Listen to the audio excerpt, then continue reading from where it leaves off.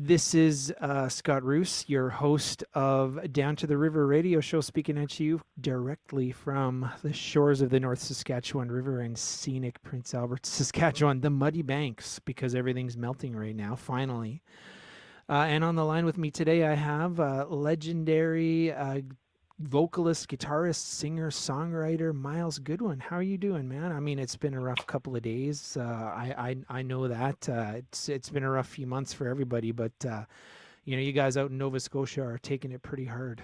Yeah, well, on top of the pandemic that the entire world is at the hands of, right? That's one big issue that's incredible. But the mass shooting of 22 innocent people there a few days ago in a place like Nova Scotia, of all places. Yeah. It's one of those stories where a little town has all this craziness happen, and it's happened before in different places where they say, why here? It doesn't make any sense, but this is what happened here. And today we had a bit of a scare for a while too. And what's happening is people are so wired down here that one of the phone calls had to do with some construction equipment, probably Oh, like a really? jackhammer or something. Yeah, that was one thing. Wow. And then and they closed off the shopping area in Dartmouth for a few hours anyway, all kinds of police cars, and that's where we got our first big alert. And that turned out to be a guy with some kind of an air gun at Canadian Tire. He took it out of his trunk, and a friend of his was with him, and they were looking at the gun. They were going to buy in a canister of air or something, very, very innocent. But in these times, somebody just called 911. That's all it took. One person. There's a guy with a rifle, and that. Now they're going to court. They were both arrested, Wow. even though they're saying it was absolutely nothing. I guess there has to be a follow through or something. So everybody's really wired, and of course you get pranksters and people like that, with firecrackers. A couple of firecrackers, think it's funny, and No kidding. car backfiring. Anything at all right now. Everybody's nerves are pretty fried. So Yeah. yeah, it was a weird day that way, and thankfully everything's clear about as of about 1 hour ago, just under an hour ago, we got the alert that everything was clear and everything's fine. Yeah. Well, that's good to hear. That's good to hear. I mean, of course, now, everything is on hold too because of COVID-19. I mean, coming from your background and stature, I mean, I think, you had a bit of a sit-in scheduled with Downchild, but I mean, I would imagine you had a bunch of other things that were sort of, canceled or put on hold, eh? Oh yeah, I mean the entire summer. I mean this month alone, we had a bunch, a number of American dates in April. We were in Las Vegas and St. Louis, Illinois, Ohio, and Canadian shows. Like this was a big month, a busy month, and the summer is always busy. So all of that's a write off this year. And I don't Yeah. think there's any chance of anybody doing any shows of any size Yeah. Well, this year, and possibly might be much for longer than that. So.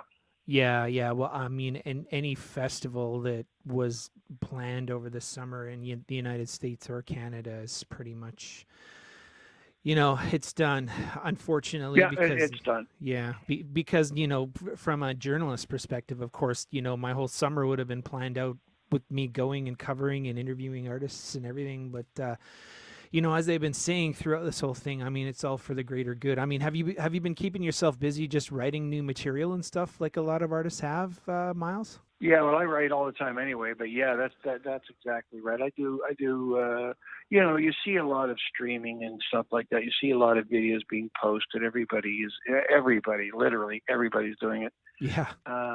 There are things called kitchen parties. I think they're across the Canada, but down east there's a couple of big ones here, and absolutely everybody. I think they must have about 30 posts an hour or something. I don't know. Oh, wow. And there's some really good stuff. I mean, I've seen some folks that are they're not amateurs at all different ages too. Just really, really good. And with the maritime flair, there's always a maritime element to what most of what you see here. I don't know about the rest of the country, but I'm pretty sure they have something similar everywhere. Where the people can, especially local people down here. It's It's local people that do it, and Yeah. we've got just under 1 million people in all of Nova Scotia, and everybody's doing it. All ages too. I see some very old people, and one guy playing spoons at the kitchen table, and somebody else playing a squeeze box, and like it's really great, and Yeah. all ages, and really young people, and it's amazing how much talent there is, unknown talent that's coming forth right now. Yeah, it's great to see the arts really, take center stage, and we're getting to see the importance of the arts in everyday life. Just with parents, even with their kids, they're sitting down a lot more and doing art projects and learning musical instruments and dancing and all kinds of things. It's I guess Yeah, that's one takeaway from the whole thing. It's a positive from that perspective. it's old fashioned even. I see families in my neighborhood when I go for a walk. I see them out, cleaning up the yard together, raking leaves and doing things in the yard as a family. You don't normally see that. Yeah. Usually you don't see it. You just don't. Usually kids are off somewhere staring at their iPhone endlessly, and not to pick on them, but they're for different reasons. You're not used to seeing it, but that's what's happening. Yeah. Yeah. Well, now I'm glad you did mention, the talent in the East Coast, because of course, October 25th of, 2019, just a few months ago, you released your Friends of the Blues 2 record, and it featured a lot of, really great talent in the East Coast. For instance, I mean, Will Van Hansolo, just to throw out a name that you got. Yeah. You played with him on Fish Tank Blues, which I think you also made a video out of that, featured him as well. Yes, that's right. Yeah. Well, my blues band is all from down here. I spend most of my time in Halifax. I have a place in Montreal, but most of them I'm spending here, not all of it. And so this is where I started. These are my roots, and so my blues band is all local Maritimers. Some of them I've known a very long time.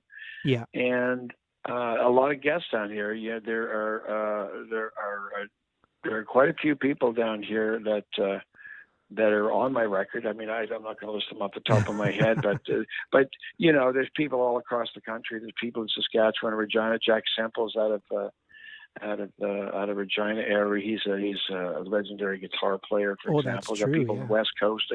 People all over the country. That's the whole premise. The same with the Friends of the Blues. The first one, it was the same premise. So and it'll continue. I've written, as far as writing goes, I've written. Most of 3 is done. I would say if I want to go for 12 songs, at least half the album has been written. None of it's been recorded, just written and put aside. Yeah. Well, that was one thing about this one is, the majority of the songs, of course, are original Myles Goodwyn compositions. I mean, yeah. In this kind of day and age where there's a lot of, quote unquote rock and roll artists that are making blues records, you see that it's predominantly covers. I mean, I would imagine now writing your own songs is sort of a more deliberate strategy to kind of, separate yourself from the pack, so to speak. I love to write. If I don't think I would have ever started on something like this if I was just doing cover songs. I mean, why would I? That's never been my thing. And April Wine, and all of the years, you can count all of our many albums. You can count the cover songs on 2 hands. It's like, there haven't been that many. Maybe 6, 7, 8, maybe total in our entire career. Right. And I never, right from the beginning of April Wine, when we first sat here in '69 deciding what to do, the first thing I said before I would join the other boys was that I won't do cover songs. It has to be original material or I'm not interested. Yeah. And everybody agreed with me, and off we went. So the only thing I do, and I've been doing it for a long time, is taking somebody else's song and doing it in a different way. Yeah. And I've been known to do that, and the band April Wine has been known to do the same thing. We do that together, and the same thing with the blues stuff. I have one cover song, Jesse Winchester's, and that's so in the first run. On this record, I got a Bobby Womack song called what the heck is it called? Over Now. I can't think of it right now. What's that?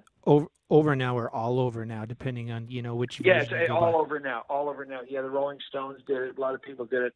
I did it very differently. And it's the same with April Wine and the Beatles song "Tell Me Why." Their version was very up tempo and bubbly and poppy, and mine was very bluesy kind of thing. much more laid back. Let's say Yeah. that.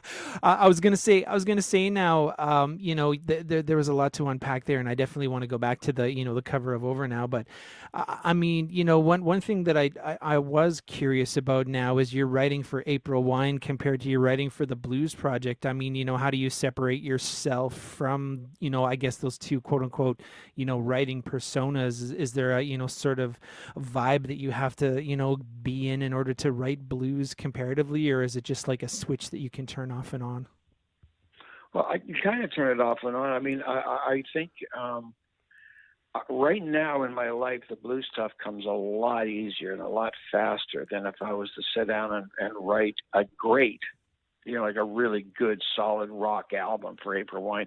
That would take a lot more out of me, because those kind of great songs that combine elements that are especially keen to and requiring the energy of a young person. You know what I mean? Like when you look at all the rock greats, I mean, their heyday was when they were young, not when they were old. And I'm in my 70s. I'm in my early 70s. So for me to find a space where I can rock out, and I mean, I can do that for sure. I mean, April plays and everything. We still do it the same way. I hit all the high notes and roller and everything else. Yeah. But it's not that. It's the headspace. I don't feel like that anymore. I don't feel like don't push me around and stand back. And, I want harder, faster. Like, I don't feel that way anymore. And but as a songwriter, I know I can do it, and I probably will. I probably will write one more April Wine record, and I'll just make it, a rock album. But I have to get my head in that space, and that's the hardest part. Yeah. Maybe I'll do it while we're locked down, but the blues stuff, I could wrap myself around a guitar with a coffee in the morning, and it doesn't surprise me if something comes out worth saving, in a bluesy, more relaxed, more mature. The lyrics are a big thing too. In the old days, you're singing about hot chicks and satin pants and high heel shoes and and stuff. But at my age, I have no interest in any of those things. Fair enough. So my material is a lot more adult, if you will. Yeah. And I enjoy it, so they're like comfortable shoes for me now, Sure. Rather than slipping into some Beetle boots. Yeah. Now it looks like maybe the last April Wine record was, roughly speaking, that you guys released in 2006. I mean, are you feeling now a pressure as, maybe the April Wine stuff might be winding down a little bit to sort of, reinvigorate that rock and roll persona, or even to just get out and do what you do? Well, I don't feel any pressure about anything with regards to April Wine and all the rest of it. The only pressure I feel about anything, and that includes all of the three hats that I wear. I'm a blues band, April Wine, and my acoustic trio. Right. The last thing we toured was down in a weekend in Florida. We're down in Texas and a week in Arizona. We got back just before the shit hit the fan, excuse me. And so my only concern about everything is, when do I get to play again? And I'm at a point now where when they open the doors and say, okay, you can fly, you can perform, you can travel, it's safe to go in and out of hotels and all the rest of it, seems so remote and so far away. Even if they say, yeah, come on down and play, do a festival, you got to be in the right headspace. And I'm at an age and with diabetes where I'm a prime target for this virus right now. That's true. So I'm probably best off to just wait until there's a virus and just take my time, and to see if it's 2 years from now, which some people are predicting, if I feel like doing it. Yeah. That's the thing. Do I feel like doing it? But what I will do, I will never stop doing, is writing something. And it probably won't be an April Wine album. I can't do an April Wine album by myself. That's even the blues albums. I can write them, but the songs by myself. But I need people to play and interpret, feed off of, and it's all about feel. Music is always about feel, no matter what kind it is. It has to have a good feel, and especially blues, I think. Yeah. To be able to, the last time I wrote a rock album all by myself and then took it to a group was for the album Attitude, which came out in '92 when we came back off the road. But and I wrote a great album. I mean, that's one of the best albums that April Wine ever did. The players get into it. We all get into it. It was like we were fresh from a 9 year hiatus. Yeah. And it was our first platinum, first gold CD, because when we started our hiatus, there was no such thing as a CD. They were Wow. records. Yeah. When we broke up, when we packed it in '85. And so in 1981, 91 or 92, when this album's Attitude came back, well, everything was, was now CD. So it was our first CD. But anyway, I will not continue. I won't stop. Rather, I will continue to write songs and record. I just don't know I know there's another blues album because I'm almost there. Everything else is up in the air right now. That's fair. That's fair. Well, now you mentioned the one, cover track that you did do on this album, All Over Now.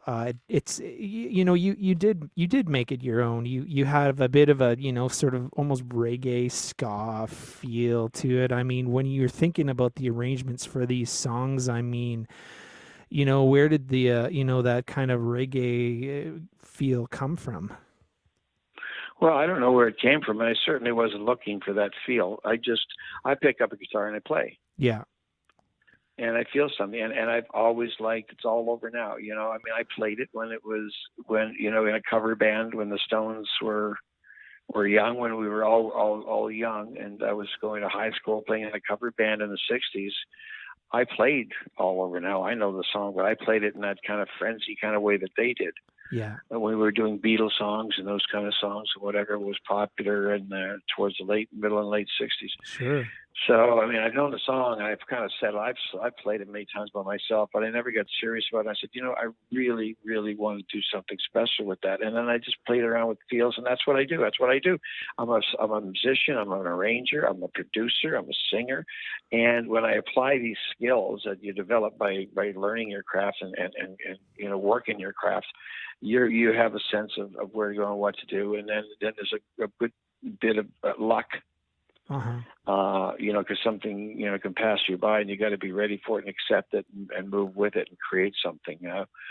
But I mean that's it. I just wanted to do the song, and I found an interesting way to interpret it. Yeah, John Mayne plays a really brilliant piano solo on that track. Yeah, he does a very nice job. He's a local boy. Yeah. Wow, nice. Now, in terms of other localish people that you have, of course, you enlisted Matt Anderson in a couple of tracks. I mean, where does your, I guess, knowledge of Matt and his talent, how long have you known Matt for? Oh, I've known, I've seen Matt open for April Wine a number of times back in some years ago, and I never thought about it. I just, oh shit, who's that? And I'd leave the dresser and go to the side of the stage and watch him. His big man, and the guitar looks so small on him, and his hair's flying, his sweat going, and go, geez, he's good, he's really good. But now he's a friend of mine because he lives down here, and I moved down here, so I've met so many people coming back here. Like I said, I still live in Montreal in here. And so I started meeting people down here, people that I didn't know before, lots and lots of people, doing songwriters circles and being part of charity work down here and anything like that. I get a lot of calls from Atlantic CTV. If there's something going on, they'll call me to see if I want to be part of it, that kind of thing. Mm-hmm. And so and it's a small, and everybody down here knows everybody. Everybody knows everybody eventually, and it's, and I got to know all, Matt Minglewood. I've known him from the '70s, but I hardly ever saw him. Now I do songwriter circles with him. We communicate back and forth. It's wonderful. Anderson, of course, we're buddies now. Right. And a lot of other local people, that's, it's really nice. Yeah, for sure. Being Good with, Angel Forrest sort of doing the co-lead vocals. I mean, what can you tell us about that one? Of course, Martin Davidson does a brilliant saxophone solo in that as well. Yeah, he's a great player. And I wanted to do a duet, and so I wrote one, and and then I contacted her because she had won Female Singer of the Year 6 or 7 years in a row at the Toronto Blues Society. Right. And I know she can sing, so I got a hold of her, and she said I'd love to. So we did it together, and then I wanted a sax solo. I thought a sax solo would give it the mood, and I called John, and he came in and played. Right. Yeah, now, this is in studio. These people are coming to your studio and recording. A lot of them are, yeah. Maritime people, everybody from the Maritimes comes to the studio. the other people, I have to send the files out. They do their part, and then they send them back. Right, right. Cool. Well, listen, I would be remiss. I know we've sort of skirted around the April wine, thing a little bit, but I would be remiss just because of the fact that I use sort of train sounds and stuff in my show if I didn't mention maybe the song that in part is sort of, what kicked your whole April wine career off. I'm talking about Fast Train. I mean, I'm sure there's a story that you've told probably thousands of times, but seeing as I've never heard it, what can you tell me there about that classic track just to end things off, Myles? Oh, you know what? I don't remember anything. It was just, just a song. I mean, it doesn't have any big story. There's a reference to, ironically, to Jesse Winchester. Met a man from New York City, spoke of things I've yet to find. A good man, looking. How's it go? A good man, trying to left his homeland, trying to find some peace of mind. I think it's the second verse in Fast Train that I wrote way back then. And and isn't it so? Is Jesse Winchester on Friends of the Blues one? That's interesting, but it was just a song. I found out that chord progression and A, and the suspended chords that go in a circle, and it's very catchy, isn't it? So, yeah, I just wrote the song. I found the song, and I wrote a couple on the album, but it was the only one that was any good. And it turned out that it was our hit. It was the regional hit across Canada with Fast Train. Yeah. And it's hard to play. It sounds really easy, but I've had so many people over the years, even still, people are accomplished, some really good musicians saying, how the hell do you do that? And it really is all in the right hand. And anyway, it's a song that stood the test of time. We do it live. We haven't done it every single time we've gone out in all the years, but we've been playing a couple of years now because we really like it. And I put it towards the beginning of the set, whether you could have been a lady in the early years. So yeah, it works. Thank God, because it was the only thing on that record that would enable us to move on and do number two. Yeah. Without that hit, I don't know if there would have been number two. That's an interesting thought. Now, when it comes to your own writing process, you did say that you write pretty much all the time. I mean, is there a set regimen that you follow for writing? Is there a set place that you have to be in? No. Like I say, I really like to write the first thing in the morning when everything my head's clear. Yeah. Yeah, really clear. It depends, though. But if I want to write something that's got a lot of energy, and believe me, I do that as well. For whether it's for April Wine or whether it's for the blues band. I don't do that at a bed. I do that later on. I don't like to work at night. I like to spend my time with my partner relaxing. But during the day is when I work. That's in the middle of the afternoon, I have a studio here. Get down to the studio, crank up the Marshall, and wail, see what happens. It's like going fishing. See if I catch anything. Yeah. Well, the record is called Friends of the Blues 2, the man, myth, and legend himself behind it all, Myles Goodwyn. It's been awesome just chatting with you for these few minutes, man. Much appreciated. And, hopefully, things can, get going in terms of the live stuff sooner as opposed to later. I mean, I guess we're sort of all on hold. I think we're all going to run into our houses and to the nearest venue when things finally, allow us to do that. Well, yeah, I just wish I was, a lot younger man, but I'm going to have to sit it out, and we'll see hopefully I'll be able to, to strap on a guitar and go, walk on a stage again before I pack it in. Well, listen, you stay very careful, and I hope that all of your listeners, as well, I wish them the best. And, I know a lot of people don't want to hear this, but it seems very important right now that we continue to self-isolate. Any chance of stopping this thing is to be very careful in terms of passing it around or catching it. And we have to do the right thing, and not everybody's happy to hear that. Not everybody does the right thing in this day and age. We know that, but hopefully most people are. All right. Well, take care. Yeah, for sure, man. Thanks for coming down to that metaphorical river with me. Okay, not a problem. You take care. We'll talk to you again. Yeah, okay. Bye-bye.